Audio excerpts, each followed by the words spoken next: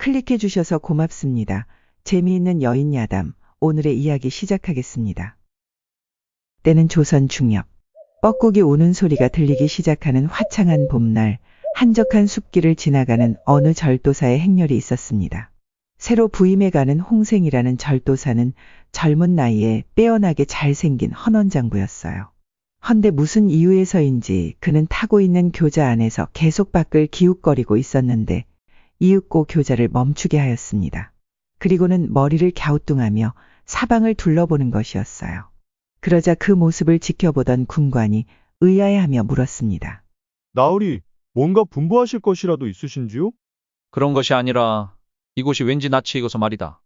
예? 맞아. 저 산세며 저기 보이는 낡은 정자도 역시 낯이 익어. 하오면 전에 이 길을 지나가신 적이 있으신가 보지요? 글쎄다.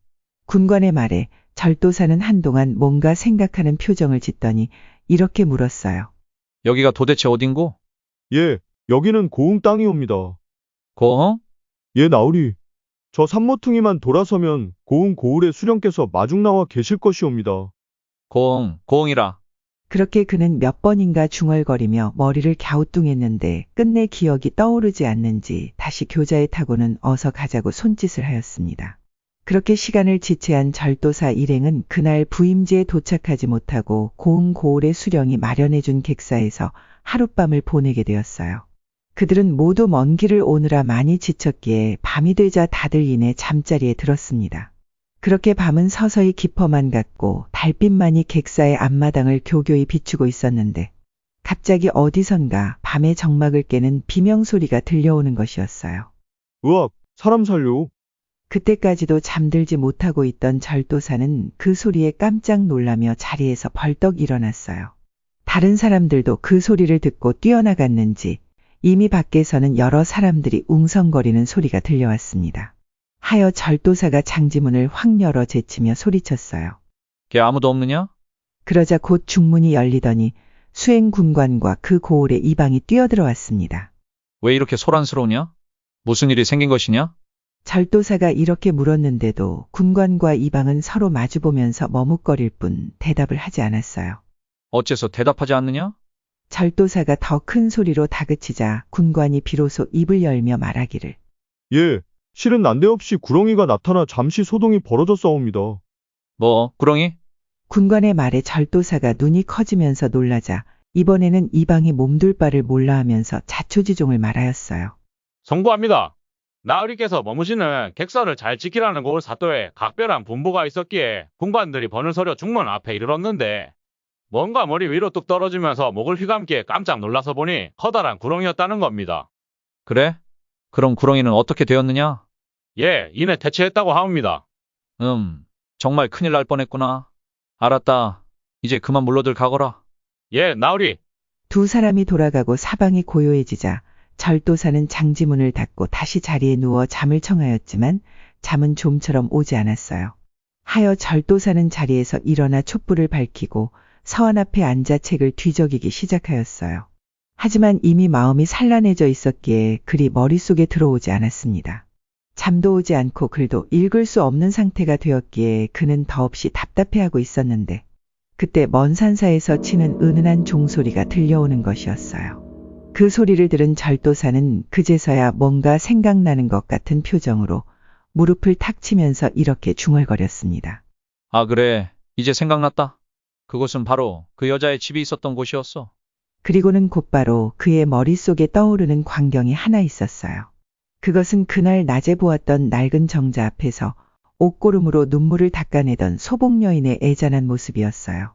그녀의 모습이 머릿속에 떠오르자 절도사는 고개를 떨구며 탄식하듯이 중얼거렸습니다. 그래. 예전에 그런 일이 있었지. 그래서 낯이 익어 보였던 거야. 그나저나 내가 그 여자를 그토록 까맣게 잊고 있었을 줄이야. 하며 눈을 감는 절도사의 얼굴에는 깊은 회한이 느껴졌습니다. 그러고 보니 벌써 10년도 더 된 오래전의 일이었어요. 그때만 해도 백면서생이었던 홍생은 해남 고을의 수령인 친구를 만나기 위해 먼 길을 나섰다가 산중에서 낭패를 당하게 되었습니다.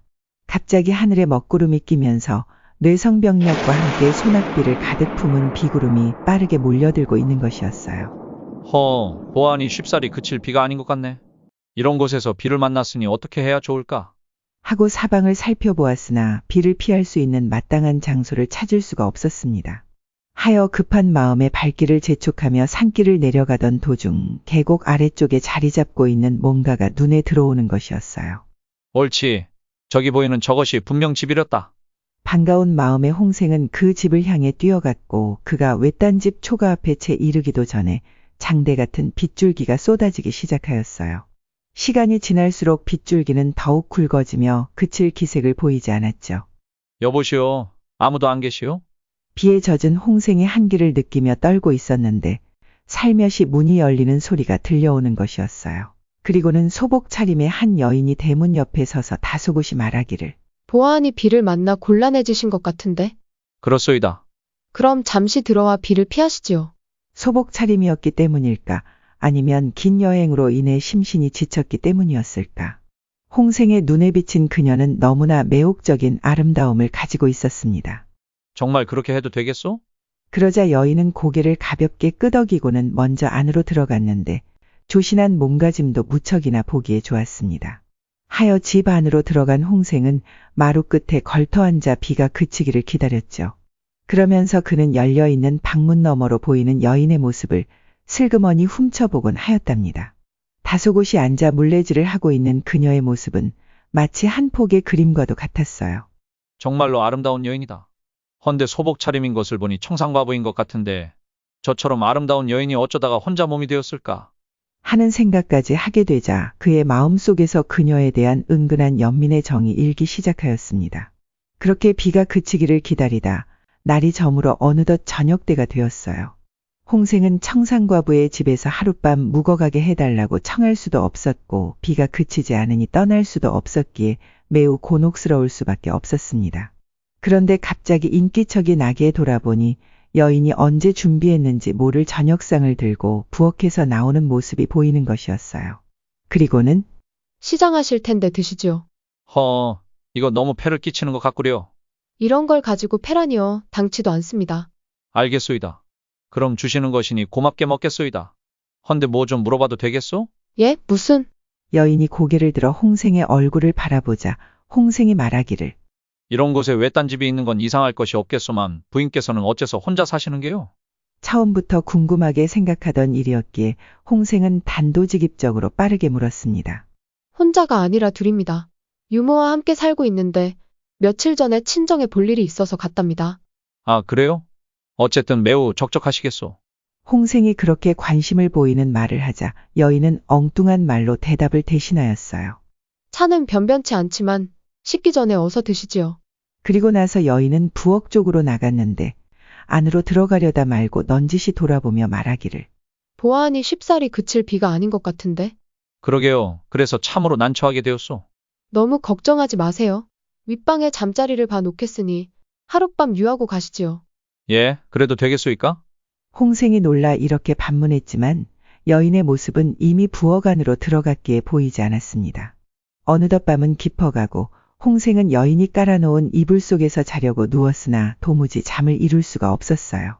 방문에 비치는 물레질을 하는 여인의 잔잔한 모습이 그의 잠을 달아나게 만들었기 때문이었죠. 저 여인은 사람이 아닌 하늘에서 내려온 선녀일 거야. 그렇게 홍생은 몸을 뒤척이면서 갖가지 생각들을 머릿속에 떠올렸습니다. 몇 번이나 자제해야 한다고 생각했지만 마음속에서 치솟는 그녀에 대한 생각을 억제할 수가 없었어요. 안 되는 일이지. 명색이 글을 읽었다는 선비가 어떻게 그런 짓을 한단 말인가? 아니지. 유정한 나이에 남자가 열정을 호소하는 것이 어째서 죄가 된단 말인가? 홍생은 계속해서 마음의 갈피를 잡지 못하고 안절부절하다가 결국 여인이 있는 방에 문을 열고 말았습니다. 무심히 물레질을 계속하던 여인이 인기척을 느끼며 얼굴을 돌리자 성큼 다가선 홍생이 떨리는 목소리로 애원하듯이 그녀에게 말하였어요. 부인, 용서해 주시오. 라고 말하고는 그녀의 손목을 덥석 잡았습니다. 그러자 그녀는 다소곳이 머리를 숙이며 외면하기만 했을 뿐 홍생의 손을 뿌리치지는 않는 것이었어요. 그렇게 한 차례의 격정이 지나가자 여인은 기어들어가는 목소리로 홍생에게 물었습니다. 저 어디 사시는 미신지요? 갑작스러운 질문에 홍생이 멋쩍어 하면서 답하였죠. 아 참, 인사가 늦었구려. 나는 한양 사는 홍시성을 가진 사람이오. 그나저나 정말로 기이한 인연이 아닐 수 없소. 내가 과거에 낙방하여 부모님을 뵐 염치도 없던 차에 동문수학하던 친구가 해남골에 수령으로 있기에 울적한 기분도 풀겸해서 집을 떠났던 것이었소. 그런데 산속에서 비를 만나 이렇게 부인을 만났으니 이는 필시 전생의 부인과 어떤 인연이 있었던 것 같소. 헌데 어쩌다가 젊은 나이에 홀로 되시었소? 기구한 팔자의 한많은 여인의 이야기를 새삼 들어서 뭘 하시겠어요? 라고 대답한 여인의 두 눈에는 어느덧 눈물이 맺혀 있었습니다. 미안하오. 내가 괜히 아픈 곳을 찌른 것 같소. 용서하시오. 홍생이 여인의 손을 잡으며 이렇게 말하자 그녀가 고개를 숙이며 답하였어요. 나으리, 이제 저는 수저를 깬 몸이 되었으니 어떻게 소복을 입고 살 수 있겠습니까? 그러니 부디 저를 데리고 가주세요. 데리고 가달라고요? 홍생이 약간 놀라며 반문하자 여인이 잔잔한 목소리로 말하기를. 제 처지가 처지이니 큰 욕심을 내지는 않겠어요. 평생 동안 그늘에서 살아도 좋으니 아무쪼록 나으리에게서 가까운 곳에만 있게 해주세요. 평생 동안 그늘에서 살겠다니 그게 어디 말이나 되는 소리요? 하지만 부인이 계실 텐데 제가 어찌. 나 역시 얼마 전에 상처를 당했기에 지금은 호랍이라오. 예? 그게 정말이에요? 그렇소.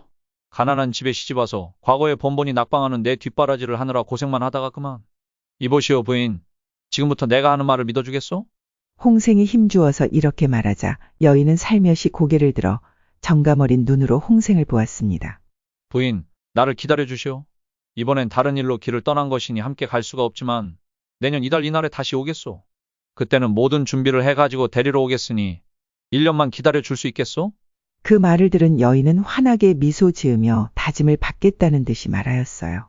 나으리, 1년 후 오늘에는 저를 꼭 데리러 오셔야 합니다. 내 꼭 그렇게 하겠으니 염려하지 마시오. 만일 그때 오시지 않으면 저는 죽을 것이옵니다. 그런 끔찍한 소리는 농담으로라도 하지 마오. 농담이라니요. 나으리가 안 오시면 저는 기다리다가 지쳐 원통하게 죽게 될 것이니 아마도 뱀이 되어 환생할 것이옵니다. 허허, 갈수록 흉한 소리만 골라서 하는구려. 내 반드시 부인을 데리러 올 것이니 너무 염려 마시오.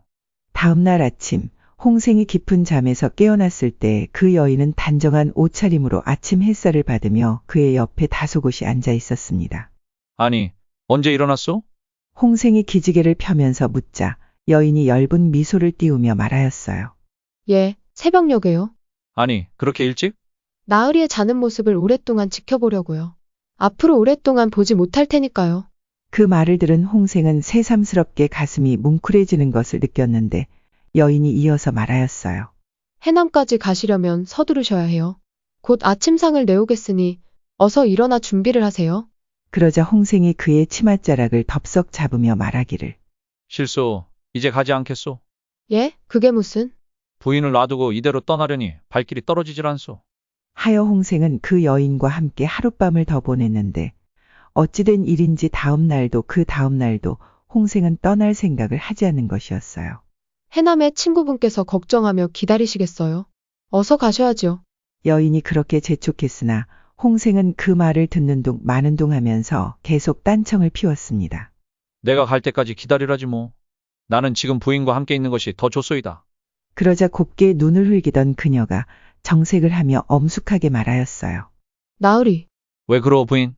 나으리께서는 저를 한낱 창녀의 기녀 정도로 생각하고 계시는 건가요? 뭐라고요? 그게 도대체 무슨 소리요? 나으리께서 저를 진정으로 아끼신다면 어서 이를 보시고 상경하셔야지요. 그리고 장차 저와 더불어 떳떳하게 해로할 생각은 하지 않으시고 치마폭에 쌓여 끝내 자리를 뜨지 못하시니 그런 분과의 언약을 정말로 믿어야 될지 모르겠습니다. 여인의 말에 홍생은 변명할 말을 찾지 못하며 우물쭈물하기만 할 뿐이었어요. 그러자 이번에는 그녀가 타이르듯이 차분히 말하였어요. 벌써 사흘이나 지체하셨으니 어서 길 떠날 준비를 하시는 것이 도리인 듯 싶습니다. 미안하오 부인. 내 부인과 함께하는 시간이 너무나도 좋기에 그만. 그렇게 말을 마친 홍생이 이윽고 괴나리 보찜을 메고 대문 밖으로 나서자 그녀는 퇴락한 정자가 서 있는 곳까지 따라가서 그를 배웅해 주었습니다. 홍생은 그녀와 언제까지나 함께하고 싶었지만 그럴 수는 없었습니다. 조금만 기다리시오 부인. 내 반드시 데리러 오리다. 그러자 그녀는 홍생의 가슴에 얼굴을 묻으며 어깨를 들먹였어요. 그렇게 홍생이 그녀와 이별을 하고 해남에 다녀온 지 몇 달 지나지 않아 북풍이 몰아치는 겨울이 찾아왔습니다. 그날도 그는 밤이 깊어가는 줄도 모르고 희미한 등잔불 밑에서 책을 읽고 있었지만 글이 머릿속으로 들어오지 않았어요. 그의 생각은 온통 며칠 밤 동안 만리장성을 함께 쌓은 소복 여인에게로 가 있었기 때문이었어요. 그녀가 없는 한양에서의 하루하루는 너무나 지루하고 허전했기에 홍생은 단 하루도 그 여인 생각을 하지 않는 날이 없었습니다. 그리고 자기가 없는 동안 오두막집에서 긴긴 밤을 혼자서 지내야 하는 그녀를 생각하면 너무나 가슴이 아파왔어요. 그때 건너방에 불이 켜져 있는 것을 본 홍생의 어머니가 먹을 것을 쟁반에 받쳐들고 홍생의 방으로 들어왔어요. 시장할 텐데 이거 좀 먹으려무나. 그런데 홍생은 어머니의 말을 못 들었는지 계속해서 멍하니 앉아있기만 하는 것이었어요. 얘야, 이거라도 좀 먹고 하라니까. 그제서야 홍생은 움찔하고 놀라며 어머니를 보았습니다. 어인일이냐? 요즘은 글 읽는 소리가 심드렁하고 먹는 것도 예전 같지 않은데 어디 아프기라도 한 거냐? 아프긴요. 그럼 말하지 못할 무슨 걱정거리라도 있는 게냐? 어머니의 말에 홍생은 아무 말 없이 고개를 떨구었어요. 어서 말해봐라. 애미와 자식 사이에 못할 말이 뭐가 있겠느냐? 어머니가 그처럼 말하자 홍생은 더 이상 숨기기가 곤란했는지 그제서야 조용히 입을 열었습니다. 어머니, 장부에 이르는 중천금이라고 했습니다. 그렇지. 그런데 내가 지키지 못할 약속이라도 했다는 거냐? 실은 그것이. 하며 홍생이 말끝을 흐리자 어머니가 재촉하듯이 말하기를. 어서 말해보라니까. 하며 바짝 다가앉는 어머니에게 홍생은 소복 여인과의 약속에 대해서 털어놓았습니다. 그러자 그 말을 들은 그의 어머니는 이내 안방으로 건너가 남편인 홍진사에게 아들에게 들은 이야기를 전하였어요. 뭐라, 수절과부와 언약을 맺어? 글쎄, 그렇다니까요. 이거 참. 홍진사도 역시 너무나 뜻밖의 일이었기에 뭐라고 대꾸도 하지 못하며 애꿎은 담뱃대를 털기만 하자 부인이 그의 눈치를 살피며 다시 입을 열었습니다. 아무리 상처한 호랍이라고는 해도 수절과부를 데려오겠다고 하면 영감께서 허락하기는커녕 가문의 먹칠을 할 놈이라고 꾸짖으며 펄펄 뛰실 것이 뻔하니 벙어리 냉가슴 앓듯 저렇게 혼자서 고민을 했던 거지요. 알겠소. 일단 생일을 좀 오라고 하시오. 예, 영감. 잠시 후 풀이 죽은 얼굴로 들어서는 홍생에게 홍진사가 위험 있는 목소리로 말하였어요. 거기 앉거라. 홍생이 고개를 숙이며 무릎을 꿇고 앉자 홍진사가 헛기침을 두어 번 하더니 입을 열었습니다. 지금부터 내가 하는 이야기를 잘 듣고 너의 생각은 어떤지 말하도록 해라. 예? 예. 내가 오늘 구차한 부탁을 하려고 제동에 정승댁에 갔었느니라. 그런데 뜻밖에도 내 얘기를 하시더구나. 예, 정승께서 제 얘기를요? 아들이 상처를 했다던데 며느리를 새로 보았는지 물으시더구나. 그 말에 홍생도 그의 어머니도 어리둥절해하는 표정이 되었습니다. 그래서요? 그래서 내가 어떻게 남의 귀한 딸자식을 가난한 집에 데려다가 고생을 시키겠느냐고 대답했더니 그럼 자기 후처에 소생으로 홍기가 찬 딸이 있는데 자네의 아들과 짝을 지어주면 어떻겠느냐고 넌지시 말씀하시는 거야. 홍생은 너무나 뜻밖의 말이어서 크게 놀랐으나 겉으로 내색하지는 않았어요. 하지만 그의 어머니는 반색을 하면서 홍진사에게 물었습니다. 아니 그럼 그 어른이 우리 집에 딸을 주시겠다는 거요? 그렇소.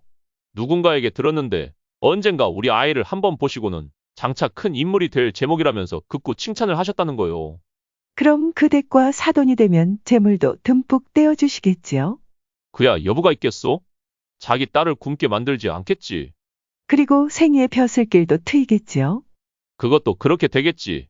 자기 사위를 평생 동안 백년서생으로 놔두지는 않겠지. 서방님은 그래서 뭐라고 대답하셨어요? 부인이 흥분을 가라앉히지 못하며 계속해서 묻자 홍진사가 조용히 답하기를. 뭐라고 대답하긴. 며칠만 말미를 달라고 했지. 아니 뭐라고요? 당장 그러자고 하실 것이지 그렇게 대답하실 게 뭐요? 부인도 참. 그렇게 중요한 일을 어떻게 당장 결정하라는 거요. 게다가 나 혼자서 결정할 일이 아니잖소. 그렇게 말을 마친 홍진사는 이윽고 아들 홍생을 쳐다보면서 계속 말을 이어나갔어요. 너도 잘 알겠지만 장부에 이러는 중천금이라는 말을 이 애비가 왜 모르겠느냐. 하지만 일이 이렇게 되었으니 어느 쪽을 택하라고 딱 잘라서 말할 수가 없구나. 그렇게 말을 마친 홍진사는 고개를 들어 긴 한숨을 내쉬었고 그런 아버지의 말에 홍생은 아무런 말도 하지 못하였어요. 그러자 홍진사가 다시 말하기를. 어쨌든 두 여자 중에서 하나를 택하는 것은 내 뜻에 맡기겠다. 그래, 내 생각은 어떠냐? 송구합니다, 아버님. 지금 당장은 뭐라고 말씀드릴 수가. 홍생이 말끝을 흐리며 이렇게 대답하자 홍진사는 머리를 끄덕이면서 중얼거렸습니다. 알았다. 하여간 빨리 생각해서 결정하도록 해라. 그로부터 몇 달 후, 홍생은 제동 정승댁의 서녀와 혼례식을 올렸는데 화난 신부의 얼굴과는 대조적으로 홍생의 얼굴은 무척이나 어두웠어요. 왜냐하면 그날은 소복여인과 다시 만나기로 했던 1년 후에 바로 그날이었기 때문이었어요. 홍생은 그날 밤 신부와 첫날 밤을 치르면서도 목이 빠지게 자기를 기다리고 있을 그녀 생각에 잠을 이루지 못하였어요. 홍생은 당장이라도 신방에서 뛰어나가 소복여인에게로 달려가고 싶었지만 그는 그렇게 하지 못했습니다. 그의 부모가 원하는 신부는 제동 제상댁의 서녀라는 것을 너무나 잘 알고 있었어요. 그렇게 되어 홍생은 고흥으로 다시 가지 않았고 세월이 흐르는 동안 그 여인을 서서히 잊게 되었습니다. 그런데 그로부터 10년 만에 고흥 땅을 다시 밟게 되면서 그녀와의 인연을 새삼 기억해 낼 수 있었던 것이었어요. 아, 그토록이나 까맣게 잊고 있었다니. 벌써 10년이나 지났는데 아직까지 그곳에 살고 있을까? 가엾은 여인, 나를 얼마나 원망하고 저주했을까? 홍생은 진심으로 후회하며 가슴 아파하다가 갑자기 무슨 생각을 했는지 슬그머니 일어나 밖으로 나갔습니다. 그리고는 밤바람이 불어대는 음산한 숲길을 따라 걷고 있었는데 어디선가 들려오는 부엉이 울음소리로 주위는 한껏 을씨년스러운 분위기를 자아내고 있었어요. 이윽고 퇴락한 정자가 서 있는 곳에 이른 그는 무엇을 찾는 사람처럼 두리번거리다가 그래, 이쪽으로 갔었지 아마. 하지만 10년이나 지났으니 집이라도 남아있을지 모르겠네. 하고 중얼거리며 길도 없는 숲속으로 다시 걸어가기 시작하였습니다. 그처럼 한참 동안 숲속을 헤매던 그는 이윽고 멀리 산 밑에서 반짝이고 있는 작은 불빛 하나를 발견하고는 반색을 하였어요. 있구나. 아직까지 있었구나. 그는 설레이는 가슴을 억누르며 불빛이 가물거리는 외딴 초가집을 향해 바삐 걸어가기 시작하였어요. 이윽고 집 가까이 접근한 홍생은 담장 밖에서 집안을 살며시 들여다보다 크게 놀라는 얼굴이 되었습니다. 그럴 수밖에 없는 것이 밤이 깊었는데도 불구하고 한 여인이 희미한 등잔불 아래에서 물레질을 하고 있었기 때문이었어요. 하여 방문에 비치는 여인의 그림자를 자세히 눈여겨보다 자기도 모르게 두 주먹을 불끈 쥐며 중얼거렸어요. 맞아, 그 사람이야. 아직까지 여기서 살고 있었구나. 홍생은 고양이 걸음으로 마당을 가로질러 여인이 있는 마루 앞으로 가서 멈춰섰습니다. 바로 그때 여인이 물레질을 하다가 말고 이상한 일도 다 있지. 갑자기 왜 이렇게 가슴이 떨릴까? 하고 중얼거리며 방문을 반쯤 열고 얼굴을 내미는 것이었어요. 그러자 순간 멋쩍어하며 엉거주춤한 자세로 서 있는 홍생을 발견한 여인이 놀란 얼굴로 말하였어요. 거기 뉘신지요? 이런 밤에 뉘시옵니까? 그리고는 홍생의 얼굴을 알아보고는 경악하는 표정이 되었습니다. 아니, 당신은? 그제서야 홍생은 떨리는 목소리로 여인에게 말하였어요. 나요 부인, 나를 알아보시겠소? 나으리, 여인은 가까스로 그렇게 말하며 얼굴을 옆으로 돌렸습니다. 부인, 아직 여기에 살고 있었구려. 이게 도대체 얼마만이오? 이제야 오셨군요. 기다리고 있었어요. 여인은 홍생의 품에서 그의 얼굴을 보고 또 보고는 하였답니다.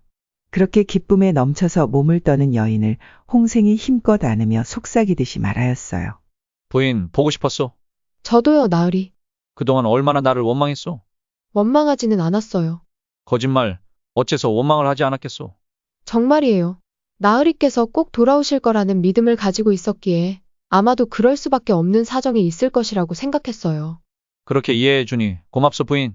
잠시 후 손을 잡고 방으로 들어간 두 사람은 술과 함께 그동안에 쌓였던 회포를 풀며 긴 이야기를 나누었어요. 신기한 일이오. 10년이나 지났는데도 부인의 얼굴은 조금도 변하지 않은 것 같소. 그러자 그녀가 미소 지으며 말하기를 나으리, 한이 많은 시체는 죽어도 썩지 않으며 한이 많은 사람은 세월이 흘러도 늙지 않는다는 옛말을 잊으셨습니까? 그 말이 가슴을 찔렀는지 홍생이 미안한 표정으로 말하였어요. 용서해 주시오 부인. 내가 지은 죄가 너무나 크구려. 그동안 소식 한 자 보내지 못했던 것을 뒤늦게나마 사과하겠소. 미안하오. 사과하지 않으셔도 좋아요. 늦게라도 잊지 않고 이렇게 찾아주셨으니 이제는 원도 없고 한도 없어요. 그렇게 생각해준다면 더없이 고맙소. 홍생이 다시 한번 감격하며 여인을 끌어안자 그녀는 행복한 얼굴로 소리 없이 웃었습니다. 다음 날 아침, 햇살이 환하게 문틈으로 스며들어 홍생의 얼굴에 닿자 그는 몸을 뒤척이며 잠에서 깨어났어요. 그리고는 정신을 차리며 옆자리를 보았는데 그 여인은 아직 깨어나지 않은 것 같았습니다. 하여 홍생은 빙그레 웃으며 이불 속으로 손을 넣었는데 이불 속을 더듬던 그가 갑자기 두 눈을 크게 뜨면서 비명을 토해냈습니다. 으아, 깜짝 놀라 벌떡 일어나는 그의 팔에는 놀랍게도 장대만큼이나 굵은 구렁이가 칭칭 감겨져 꿈틀거리고 있는 것이었어요. 으아, 홍생은 구렁이를 떨어뜨리려고 세차게 팔을 흔들어대며 계속해서 비명을 질러댔어요. 하지만 아무리 애를 써도 그의 팔에 단단히 감겨진 구렁이는 떨어지지 않았습니다. 정신없이 발버둥치던 그는 뒤늦게 정신을 차리고는 손으로 그 구렁이를 떼어내 팽개치듯이 마당으로 던지고는 이불을 힘껏 들춰보았어요. 그런데 이게 어찌된 일인지 함께 잠을 잤던 그 여인의 모습은 어디로 사라졌는지 보이지 않는 것이었어요. 그는 그제서야 비로소 구렁이가 팔뚝을 감았을 때보다도 더 무섭고 큰 공포감을 느끼지 않을 수 없었습니다. 하여 얼굴이 하얗게 질린 홍생이 허겁지겁 방 밖으로 뛰어나가 보니 그가 잠들었던 집은 놀랍게도 수백 년 동안 버려져 있었던 집처럼 썩은 마룻바닥이 폭푹 꺼져 있었어요. 그리고 그 폐가의 마당에는 잡초들이 사람의 키보다도 높게 자라 있었습니다. 무서움에 떨던 그는 죽을 힘을 다해 집 밖으로 나가려고 애를 썼지만 돌부리에 채이고 풀섭에 걸려 넘어지면서 아무런 소용도 없었습니다. 그는 거북이처럼 기어서 가까스로 문간에 이르러 한 손으로 대문 빗장을 힘껏 잡아당겼는데 바로 그 순간 썩은 기둥이 힘없이 쓰러지면서 홍생은 그 아래에 깔리고 말았습니다. 으아, 썩은 대문에 깔려 손과 발을 힘없이 움직이던 홍생은 마침내 그 자리에서 숨을 거두고 말았습니다. 그가 무참히 죽게 된 것은 아마도 운명적인 일일지도 모릅니다. 구렁이가 되어 환생한 소복 여인이 객사에 나타났을 때부터 오늘의 일을 예견한 것이니까요. 여자가 한을 품으면 한여름에도 무서리가 내린다는 옛말이 있는데 여인의 원한이 얼마나 뼈에 사무쳤으면 죽어서 구렁이가 될 수밖에 없었을까요? 오늘의 이 이야기는 약속의 소중함을 알게 하고 부귀와 공명 앞에서는 신의를 헌신짝 버리듯 하는 남자들을 경계하고 일깨우도록 하기 위해 조선 중기 문신 성현이 지은 용제총화라는 옛날 책에 기록되어 있는 내용을 소개하였습니다. 시청해 주셔서 고맙습니다. 오늘도 즐겁고 행복한 하루 되세요. 옛말에 숟가락들 힘만 있어도 구독과 좋아요를 누른다 하였사옵니다. 부디 구독하여 주시옵소서.